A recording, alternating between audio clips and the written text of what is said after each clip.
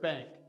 In this podcast series, we will interview innovative entrepreneurs and business leaders who share their unique journeys as they inform you on how to pivot, perform, and profit in today's environment and beyond. This week, we talk with Tony Stovall and Cliff Green, owners of the iconic Hot Sam's fashion brand and retailer located in downtown Detroit. Celebrating its 100th anniversary, it was started in 1921 by Sam Freedman as a men's boutique and operated by the founder's family for generations. By 1994, a couple of determined, hardworking employees had worked their way up the retail ladder and became owners of the very store they worked at. During their ownership, they turned Hot Sam's into an African-American institution. In my conversation today, I discussed with them their path to ownership, how they met challenges over the years, including the current COVID-19 crisis, and their enduring partnership. Now, please join me for Elevate Black Inc. Gentlemen, welcome. Share with us the transition over the years and how you two became the owners of this a great establishment. Well, the name Hot Sam's came back from a gentleman named Sam Freedman back in 1921. The name Hot Sam's came from like a slogan that you could buy anything from Hot Sam for a better price. Okay. And the hot came from the prices were so great, people thought things may have been stolen. And as a young lad, my father brought me to Hot Sam's and bought my real first suit. So I started working there in 1974. And it's funny you said that. It is, of course, neither one of us are 99, but I've been interviewed so many different times. And I had some TV celebrities say that we look wonderful for soon to be 100 years old. Neither one of us are 100, but sometimes you feel that way to run your own business, especially in a town as strong as the city of Detroit is. But it's been our pleasure working here and eventually becoming the owners. And you know what, we really want our testimony to be, if we can do it, any young Black kid came from, because we're often perceived the rough side of the city of Detroit, the east side. But and we want to be an example to all young people that keep dreaming, and you can be anything you want to be. Okay. Well, Cliff, did you have the same history as Tony in terms of, buying your clothes from Hot Sam's as a youngster? And did both of you know each other coming up, before you even started working together, which predates the ownership? Yeah. No, I didn't. My story was a little bit different than Tony's. I grew up on the east side of Detroit, which we both did. I went to Northeastern High School, and I took a class called tailoring. And in that particular class, you learn how to make clothes, you sew and things of that nature. So I never really shopped at Hot Sam's until I actually worked at Hot Sam's, because in high school, in terms of the class that I took, I had a co-op teacher, and then she got me a job also on the east side of Detroit in a store called Bill's Menswear. So I actually worked for Bill's Menswear through my tenure of high school as well as college. Now, I actually met Tony, but we actually met before we actually knew each other, before I actually started working at Hot Sam, because I went to the University of Detroit and I played a lot of basketball. So one of Tony's good friends, who was a guy I knew as well, he brought him over to U of D, and we actually played basketball against one another. This is before we actually knew each other, and come to, to find out years later, we actually would work together. But Tony had a good basketball game, and so did I. So we were both competitive, and we took that competitive nature and brought that into Hot Sam's when I joined Hot Sam's 10 years later. And we just formed a team, and the team has been going strong for over 30 years. Wow. Well, competitors before team members. Yes, right. That's right. Absolutely right. Share with me the moment you had worked at Hot Sam's for 20 years. You started in 74. Mm-hmm, yes. Started in 94. Yes. Roughly. what led to your deciding to own the store? I mean, both of you are very entrepreneurial, very innovative. You worked there for 20 years. What kept you there for 20 years? And then what was the light switch that went on? What was the light switch that was clicked that said, we should own this and take Hot Sam's to the next level? Well, and this is the part where I think it's very important for our young people to understand. God has given us all a different gift. As a salesman, I was one of the best salesmen in the store. Therefore, we were helping generate most of the business that the store was doing at that time.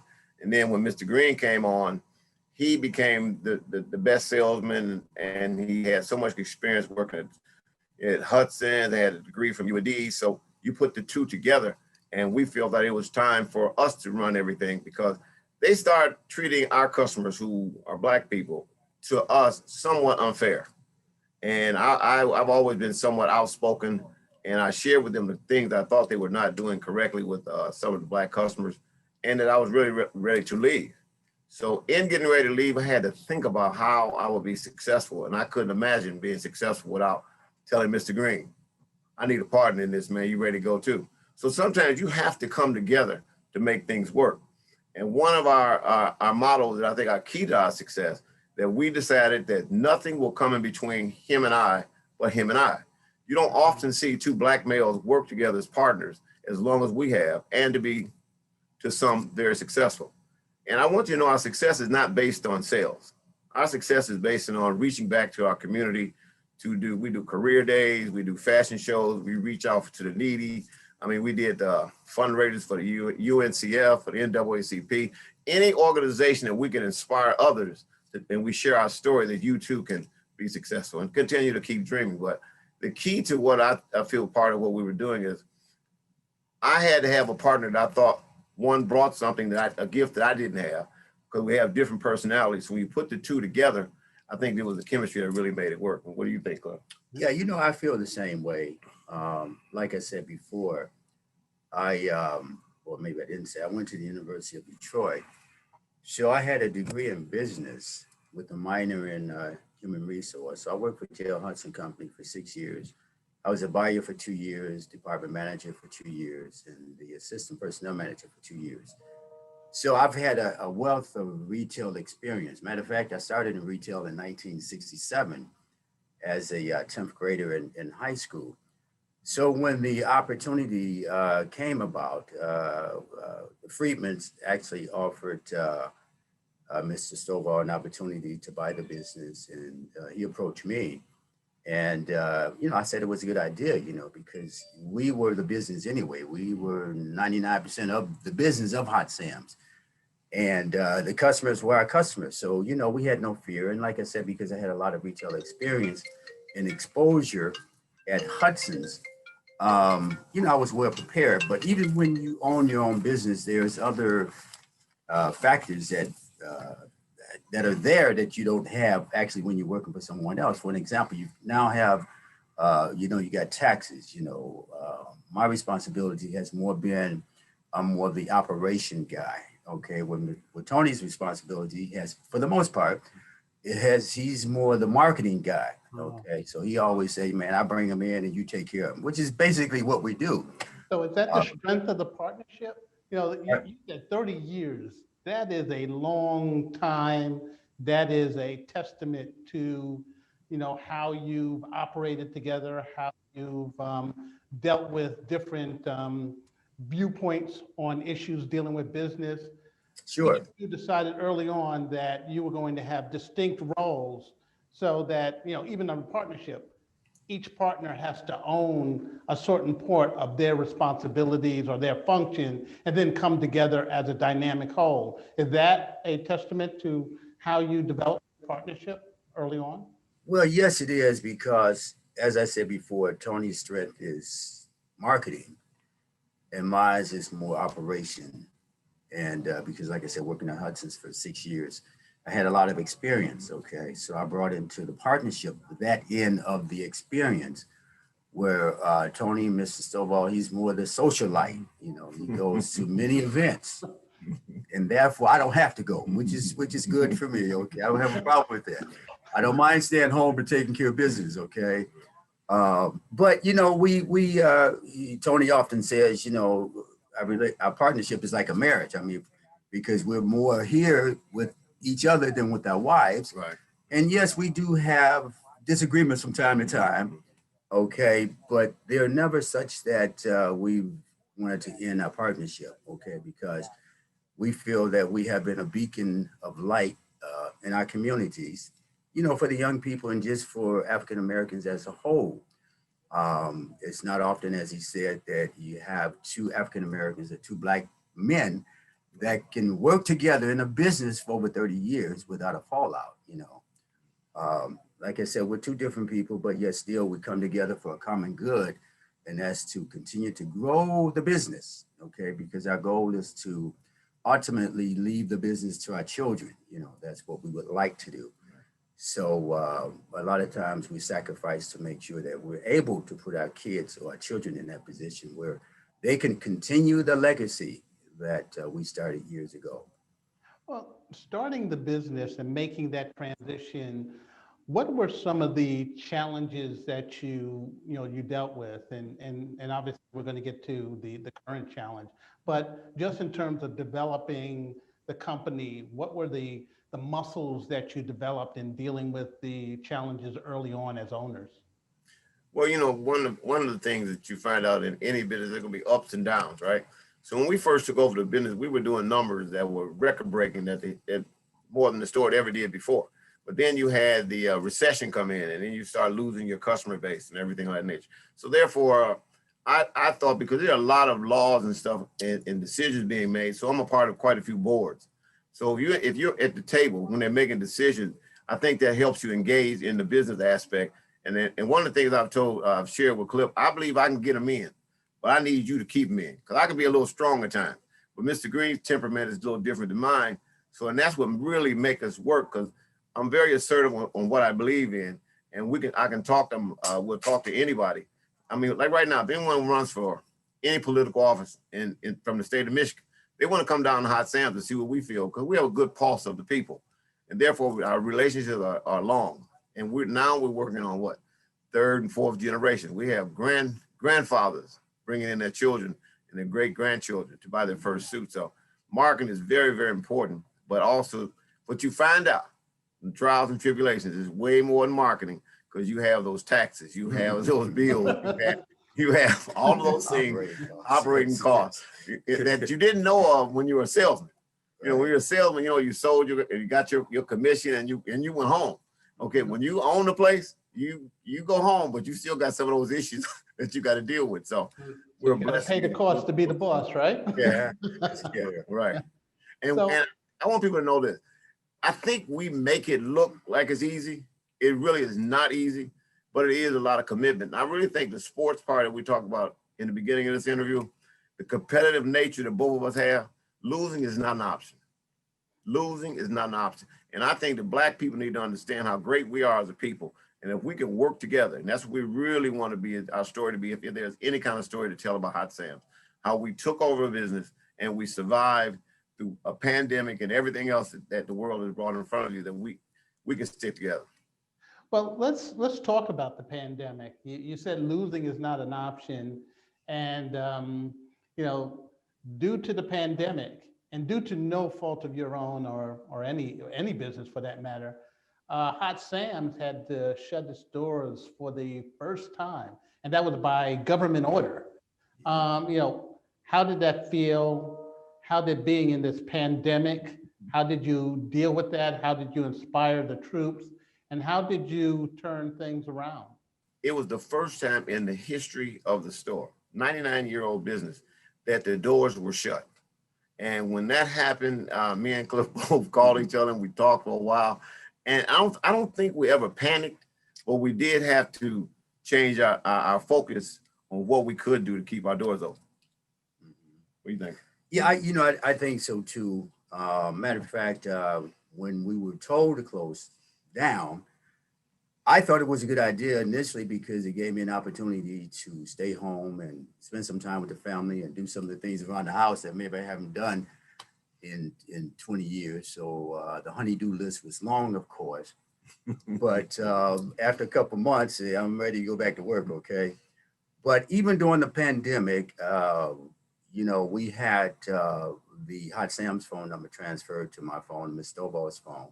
So customers still call from time to time because at that time you had many unfortunate deaths and people needed to, they needed suits for themselves or suits for their loved ones or an outfit. So they would call and we still would come in and use precaution, wear masks and gloves and things like that. So we were still here to meet the needs of the people during that downtime. But it's just the grace of God that when we open back up, business continued as usual. We had a little down period, but for the most part, our customers are faithful. We have faithful customers that are dedicated customers to Hot Sam's. So they still came back because many of them was receiving unemployment and, that's $600 on top of unemployment. They had some extra spending capital. So after being in the house for 3-4 months, you want to maybe buy a new outfit. And even though you couldn't go many places, our customers buy an outfit and put it on and just walk around the house to feel good about themselves and to feel good about the future too, because, eventually the pandemic was going to end. But, you have to deal with things as they come. And we're just blessed that we're still able. And we had some assistance from different agencies that allowed us to continue to, operate and not be in such a hole where we're very stressful. So we are very thankful for those agencies that helped us in the time of need. And here's part of what I think, part of my gift and what I do, because we were so involved with so many different things. I also was the Black Chamber of Commerce. I was the chair. So therefore I knew a lot of different financial institutions and met a lot of different people that were helping people. We were helping let me tell you what we do. We were helping other small businesses stay afloat. Now we're not self-serving. We weren't just looking out for Hot Sam's. So while I'm the president of Black Chamber of Commerce, I met so many different people. And one of them happened to be Mr. Ray Waters, who calls me one day and said, did I need any help? Now here the business almost shut down. And here you got an angel calls you, who I met doing marketing and things of that nature, being the chair, asked, did we need any help? And he said, I think I got something for us. And he tells us, and the next thing I know, I called Cliff. I said, man, you're not gonna believe this. And that Fifth Third Bank, a bank we had no relationship with, because we had our money at another bank. We ain't gonna mention nobody's name. We're gonna be inspirational in this whole conversation here. But you never know where your blessings come from. Fifth Third Bank heard some of our Hot Sam's, 99 years, soon celebrating 100 years, and they threw an olive branch out. So, and then that gave us and then from there, I said, okay, let's see what else is going on out here. So I called our landlord, and he talks about reducing the rent, cutting it back. So you start looking at things, then we start calling all the different relationships we had developed over the years and calling for here, calling for there, and there was help out there. But Fifth Third Bank, truly, a bank that I had no relationship with, No helped affiliation. us. None, no affiliation.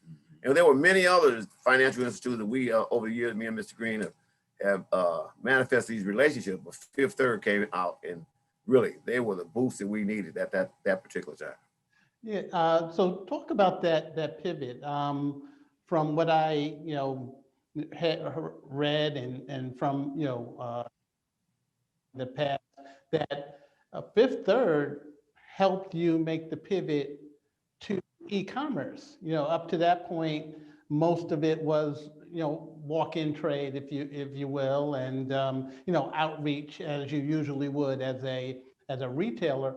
But you made that pivot to the e-commerce, and share with us how that evolved and the impact of that to your business.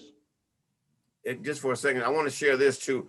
Well, my daughter Lauren came in before Fifth Third, and she's the one. Here we are in business 99 years, and did not have between me and Mr. Green, we still fairly slow. Old school on the e-commerce.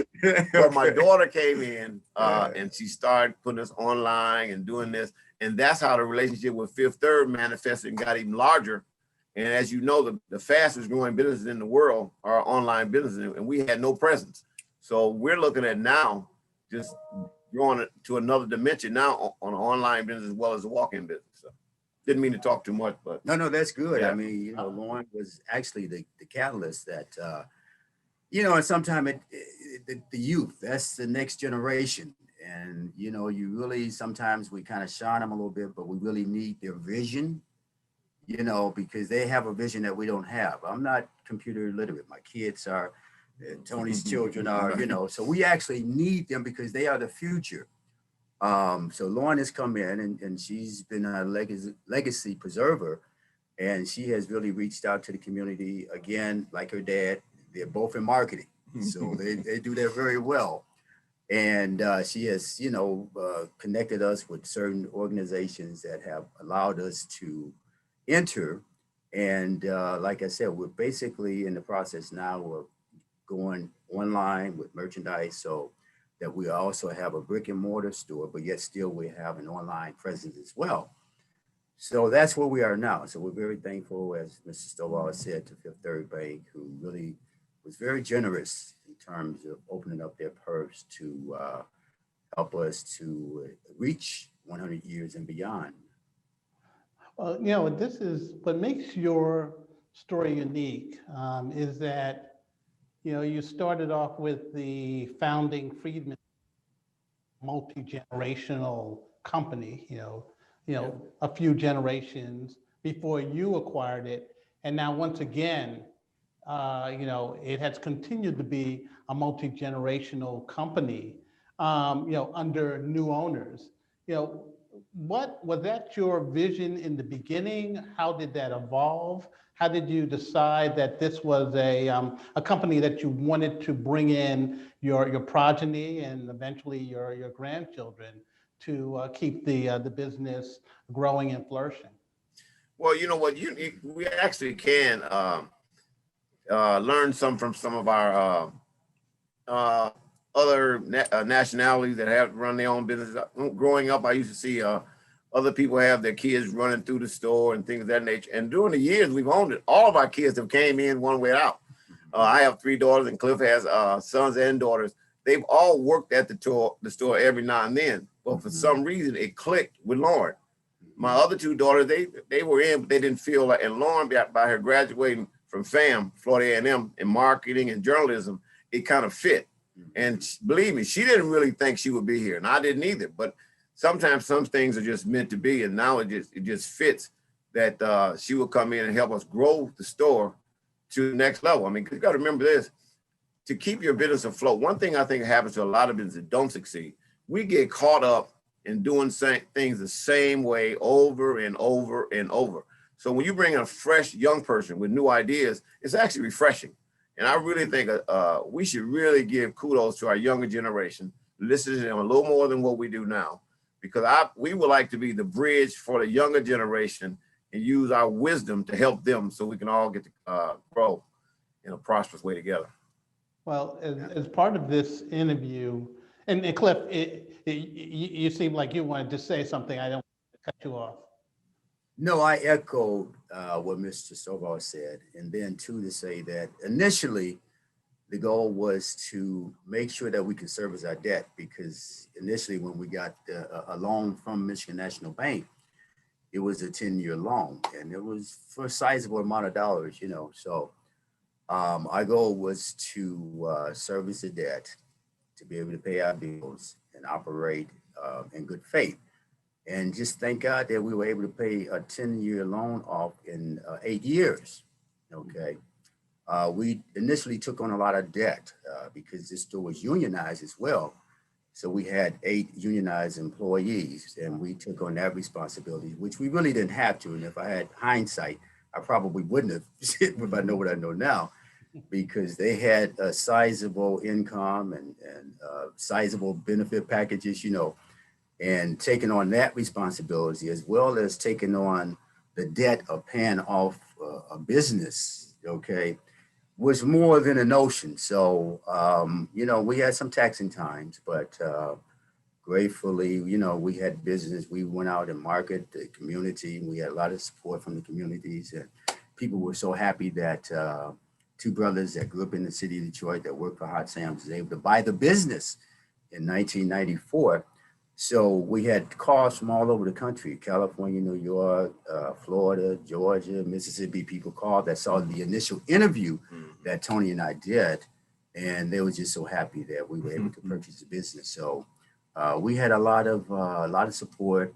And just like I said, thank God that, and we always felt, and you talk about fear a little bit, but we were never fearful because we said that if God allowed us to get the capital that we need to buy the business, then of course he wouldn't fail us. So we never had fear about losing the business, but you do think about being able to service your debt on a timely basis, which we did. And like I said, thank God in 8 years, we serviced that debt and we were able to move on to some other avenues in this particular business. That's great. Hey, Derek, can I say something? And this is, it may or may not have anything to do with this interview, but one of the high points, at least I felt, it was so many people of color proud of us. An older Black lady called us and she used the term that I hadn't heard in a long time. She called and said she didn't know our name. And she said, "Are you the colored boys that bought that store?" You're right. And we said, "Of course." And we respect, like we were raised to respect our elders. And it was things like that that keep you going, that you know that you're doing something other than make a sale. That this is how she felt. It was almost like when we did this, it was like how we were all happy when Barack Obama became the first Black president. So it was like just an affirmation for Black people that we can rise above some things. And that's what we really stand on. And we really understood as a people how powerful we are. The world will be ours because we are a great, great people. And we need to quit consuming so much with others and spend more money with each other, and we will be further ahead. Well, you, Hot Sam's and both of you, Tony, Cliff, you are representative of what this series is, and I'm glad that you're the first guest. Elevate Black, in terms of creating goodwill, connecting with the community, being innovative, bringing in young people, creating a partnership, a lasting partnership that's grown and thrived.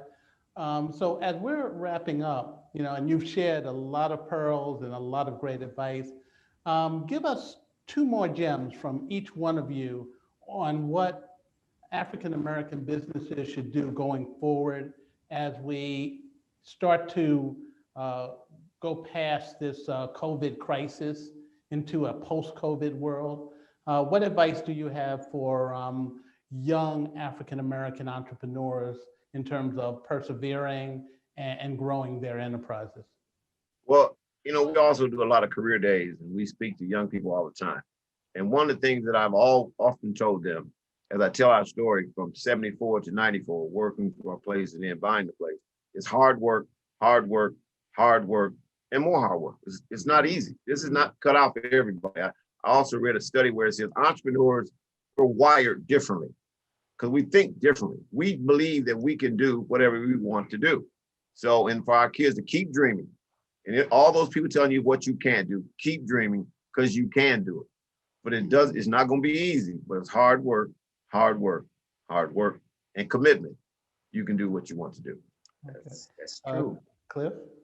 And, I believe that I'm very strong in good customer service. I mean, I live it, I breathe it, I dream it. It is so important, important when you go into a business that you treat your customer extremely well because that customer is actually the one who pays your bills for you. So customer service is just, if I can't stress that enough, it is just so important to give good customer service, give your customer good value for their dollar, okay, and treat them like royalty. And it's often said here at Hot Sam's that we're like a cheer, it's a big family here. We know our customers, we fellowship with our customers, we know the kids, the moms, the fathers, the grandparents. So it's a big family here. And then too, for any other young people who may be aspiring to going into business right now, I think it's so important that we learn to unite together because when we unite together, we can share information, we can pass out wisdom and it just makes us more powerful, when we learn to unite and work together as one, as African Americans. We can pool our thoughts and our resources together, and then we could really move to the next level. Hard work, commitment, Yes. customer service, Yes. unity. Yes. Those are the components that have helped make Hot Sam's not only a top selling menswear store in Detroit, but an institution. Tony, Cliff, thank you for joining us for the inaugural episode of Elevate Black Inc. We look forward to your centennial anniversary and beyond. And is it Derek? Yes. We would like to invite you down to Hot Sam's to give you the service that we're speaking of. Only if you teach me how to develop some Detroit style. We will. Okay. It's a date. I'd love to be there to be a part of the centennial celebration and to see the magic of Hot Sam's and why it is such a pillar in the community. Thank you. Thank you very much. Thank you. Thank you. Thank you for being here.